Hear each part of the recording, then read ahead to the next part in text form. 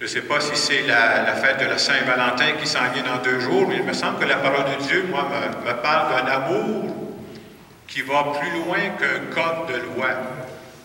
C'est comme si à travers l'Évangile qu'on entend ce matin, c'est comme si on nous demandait, est-ce que moi j'agis simplement pour être en règle suivant la loi, ou est-ce que je suis capable d'aller plus loin que ça pour poser des gestes généreux que je ne serais pas obligé de faire? Et Jésus va dire sa formule, il dit, si votre justice ne surpasse pas celle des scribes, vous n'entrerez pas dans le royaume des cieux. Il faut savoir que les premiers chrétiens, c'était des gens qui étaient tiraillés. Ils arrivaient du judaïsme, et dans le judaïsme, il y avait les pharisiens. Et pour eux autres, les pharisiens, tout ce qui comptait, c'était la loi. Fais ça, pose tel geste, puis une fois que tu as posé ça, tu es correct. C'est pas facile de sortir de cette mentalité-là pour dire Jésus qui arrive avec une loi d'amour. Et quand Jésus va dire, ben si il faudrait que votre justice surpasse celle des scribes, c'est-à-dire, arrangez-vous pour poser des gestes qu'il n'y a aucune loi qui pourrait vous obliger. Essayez de penser si on fonctionnait tous, de dire, moi, s'il n'y a pas de loi qui m'oblige, vous ne me ferez pas bouger. Ceux qui sont parents, vous essayerez ça, là. Comment ça marcherait chez vous? Y a-t-il quelque chose qui m'oblige? Je ne bouge pas, moi, là. La vie serait désagréable au maximum. C'est pour ça que la loi d'amour que Jésus est venu nous proposer, c'est quelque chose qui nous amène beaucoup plus loin. Et j'essayais de penser cette semaine, quand je préparais mon homélie, justement, un paquet de petits gestes, des fois on ne s'en rend pas compte, qui sont posés, mais on n'est pas obligé de faire ça. Pas du tout. Moi, j'ai repassé des activités que j'ai eues cette semaine. Cette semaine, on a eu 2 soirs, il y a 56 jeunes de nos paroisses qui ont fait leur premier sacrement du pardon. Et vous savez, aujourd'hui, quand ça se prépare, il n'y a plus rien qui se fait à l'école, là, c'est fait tout en paroisse. Alors, depuis quelques semaines, ces jeunes-là se préparent, puis les parents sont toujours là pour les accompagner. Là. Alors, cette semaine, quand on a vécu le sacrement du pardon, les parents étaient avec eux. Et je trouvais ça beau de voir ces parents-là qui ont accepté de prendre du temps pour accompagner leurs jeunes, pour les aider à cheminer dans la foi, ce qui n'est pas évident aujourd'hui. Est-ce qu'ils sont obligés de faire ça? Ben non. Il y en a qui choisissent de ne pas le faire. Eux autres ont choisi ça. Il n'est pas obligé, là. C'était pas une loi qui obligeait ça. D'autres événements que je voyais passer dans ma semaine, cette semaine, j'ai eu une réunion de Marguillet Douville, j'en ai eu une à Providence, puis la semaine prochaine, je vais être à Saint-Joseph. Et vous savez, ces gens-là, qui sont là, c'est des gens qui ont accepté de donner du temps pour que l'Église fonctionne, qu'on manque de rien. Est-ce qu'ils sont obligés de faire ça? Ben non. C'est parce qu'ils sont payés très cher. Je ne vous dirai pas leur salaire. Il y a beaucoup de zéros, il n'y a pas d'autre chose dedans.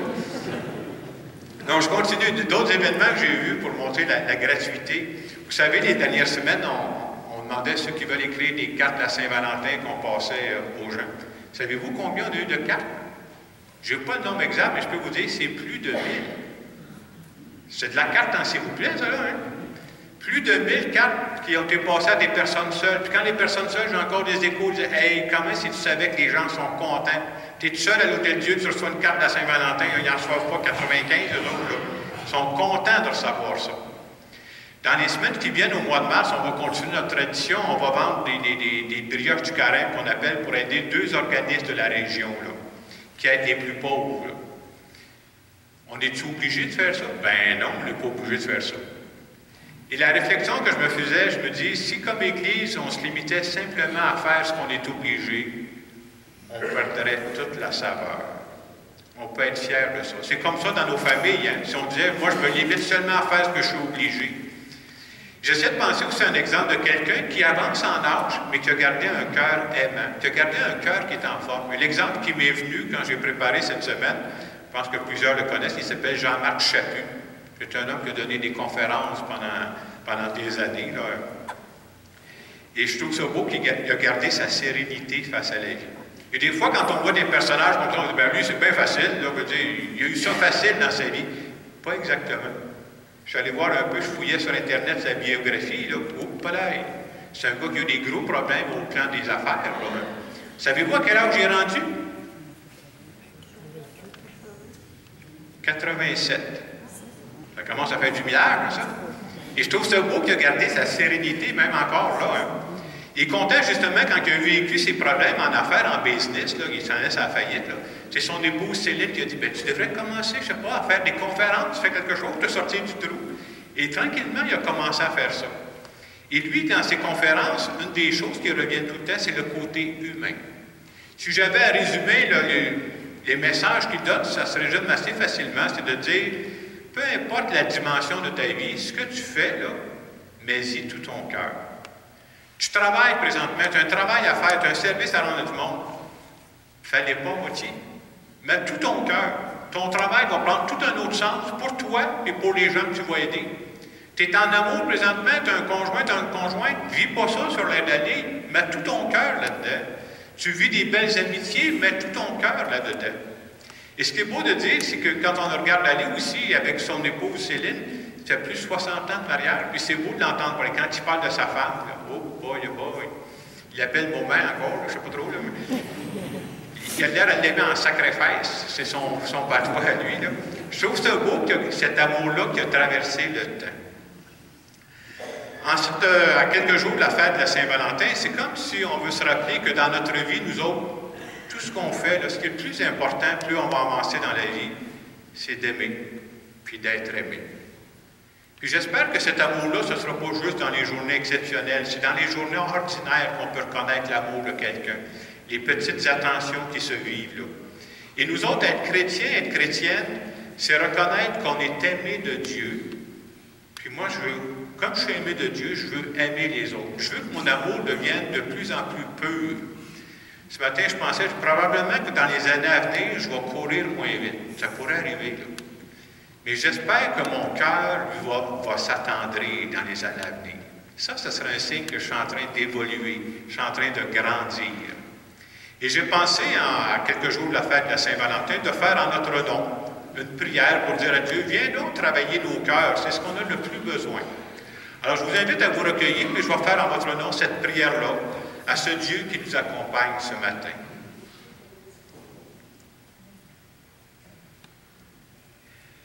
Seigneur, prends mon cœur.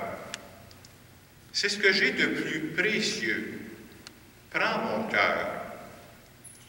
Prends mon cœur et fais en sorte que l'amour que j'ai pour les autres devienne de plus en plus beau.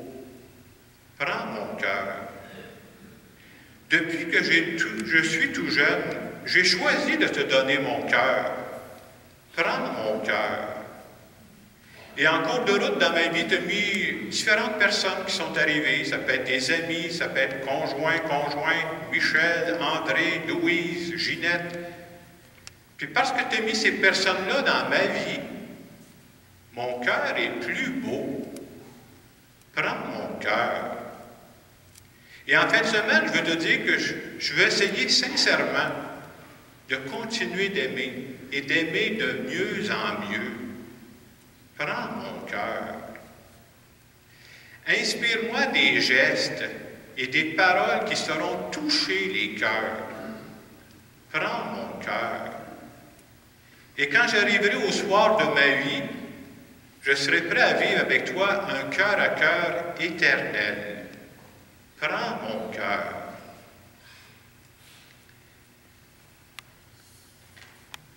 Il y a un chant que j'aime beaucoup, dont les paroles vont un peu dans le sens de cette prière que je viens de faire en votre nom. Je vous lis les paroles du refrain de ce chant-là. Prends mon cœur, je l'ai gardé pour toi, mon Dieu. Prends mon cœur, c'est ce que j'ai de plus précieux. Prends mon cœur, il chantera pour toi, mon Dieu, le jour et la nuit. Prends mon cœur. Et pour terminer cette homélie, je vais simplement chanter ce refrain-là. Et je vous invite après ça à prendre un moment de silence pour dire à Dieu, je veux faire cette prière-là de cœur à cœur avec toi.